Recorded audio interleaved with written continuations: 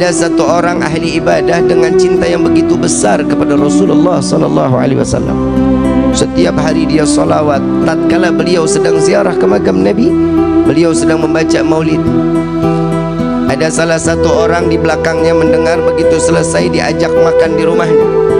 Tuan, saya undang makan di rumah saya, boleh? Boleh. Alhamdulillah, dibawalah sampai ke rumah. Begitu sampai di rumah, ternyata bukan dikasih makan, tangan diikat, lidahnya dipotong. Kenapa? Saking bencinya karena orang tersebut terlalu menyanjung dan mengagungkan Nabi Muhammad SAW. Aku tidak suka tatkala engkau terlalu mengagungkan dan memuliakan Muhammad, karena Nabi Muhammad adalah bukan seorang Tuhan yang wajib kita muliakan dan kita agungkan. Dipotong lidahnya. Saat itu juga dilepas orang tersebut, lidahnya digenggam, mulut penuh sama darah, lidah digenggam, dibawa sampai ke depan makam Rasul sallallahu alaihi wasallam. Di dalam hati beliau mengatakan, ya Rasulullah, maafkan saya, bukan saya enggak mau salawat lagi kepadamu, tapi lidah saya saat ini sudah ada di tangan saya tidak lagi dapat menyanjung dan memuliakanmu dengan lidah yang sempurna. Saking sakitnya, darah yang begitu banyak, beliau pingsan.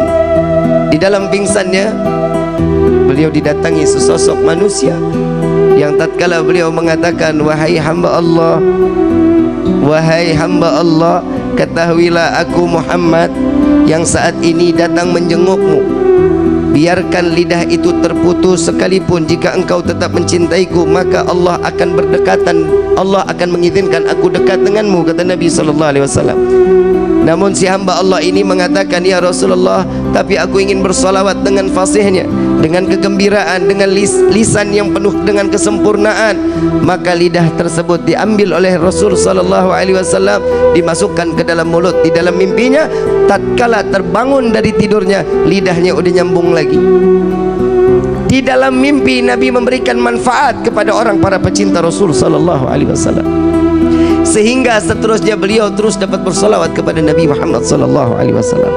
Begitu tahun berikutnya beliau ziarah ke makam Nabi. Tatkala beliau datang sedang membaca maulid, ada seorang anak muda yang datang kepadanya, Tuan, saya ingin mengundang makan Tuan, sekiranya Tuan sudi untuk ikut dan saya menjamu Tuan. Marhaba, ahlan wa sahlan. Enggak ada sedikit kesu'dhanan. Lalu dibawalah oleh anak muda tersebut lewat gang yang sama, lewat jalan yang sama, ingin masuk ke dalam rumah yang sama.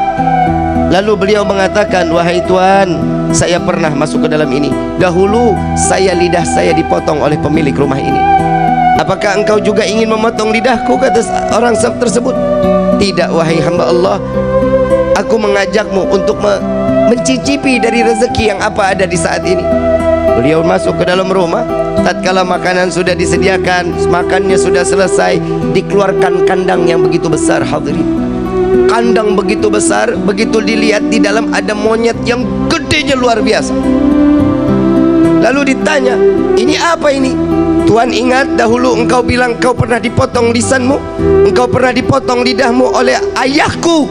Dia adalah ayahku yang Allah kutuk menjadi kerak yang besar.